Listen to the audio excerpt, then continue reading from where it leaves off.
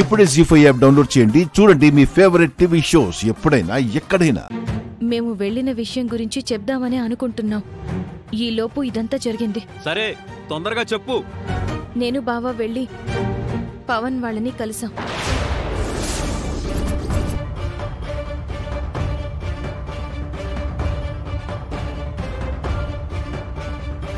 పవన్ వాళ్ళ అమ్మ నాన్నలతో కలిసి ఊరెళ్తున్నాడు. ఓ 10 రోజుల వరకు రారంట. ఆ విషయాలు సరే, కావ్య గురించి అడిగారా లేదా? వెళ్ళిందే ఆ పని గురించైతే అడగకుండా ఎలా ఉంటాం? పవన్ వాళ్ళ అమ్మా నాన్న తీరు తేడాగానే ఉంది.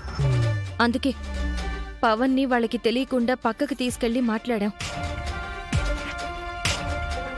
పవన్ మాటల్లో మాకర్థమైందేంటంటే కావ్య అంటే తనకి చాలా ప్రేమ ఉంది.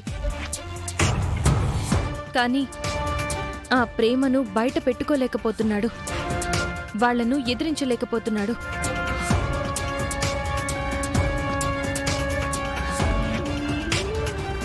నేను కావ్యతో ఫోన్లో మాట్లాడకపోయినా, కావ్య కోసం రాకపోయినా ఎలాంటి తొందరపాటు నిర్ణయాలు తీసుకోవద్దు అని చెప్పాడు.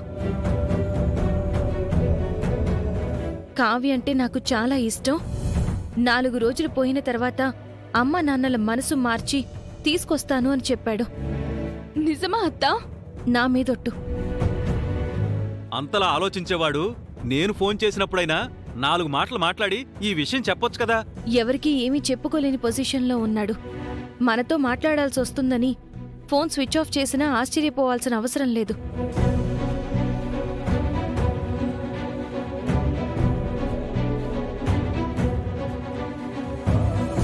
ఓ వారం 10 రోజులు ఆగండి, అన్నీ సర్దుకుంటాయి. కావ్యను ఎటువంటి కలహాలు లేని కాపురంలోకి పంపించే బాధ్యత మాది. అవని, ఏంటి? నువ్వు చెప్పినట్టే అక్కడ యాజ్ ఇట్ ఈజ్ గా జరిగిందా? లేదు అంటే ఇదంతా కల్పితమా? మనం వెళ్ళి ఇంత చేసొచ్చినా చూడు బావా ఎలా మాట్లాడుతుందో. నాకైతే ఓ కట్టుకథలా అనిపిస్తుంది. నీకే కాదు బంగారం, నాకు కూడా అలాగే అనిపిస్తోంది. అయితే ఒక పని చేయండి. ఏంటది? నేను పక్కకు తప్పుకుంటాను, కావ్య కాపురం మీరు నిలబెట్టండి. తప్పు చేసింది నువ్వు, సరిదిద్దాల్సింది కూడా నువ్వే. అయితే నువ్వు మధ్యలో దూరకు. నోరు మూసుకుని ఉండడం మంచిది. అవని, నా పిల్లాన్ని నోరు మూసుకుని ఉండమంటావా? చేత కానప్పుడు ఆ పనే బెటర్ కదా. ఈ ఎక్స్ట్రాలే వద్దు. ఎక్స్ట్రాల గురించి నువ్వే మాట్లాడాలి. మరి ఏంట్రా? కాపండి.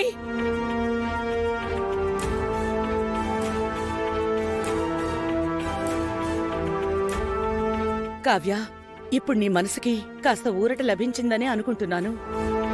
అంతా మంచి జరుగుతుంది. ఇప్పుడే వెళ్ళి అన్నం తిను. కావ్య, అన్నం మీద అలక ఉండొద్దని చెప్పానా? రా, అన్నం తిందుగాని. పద కావ్య, పద. రా బావా.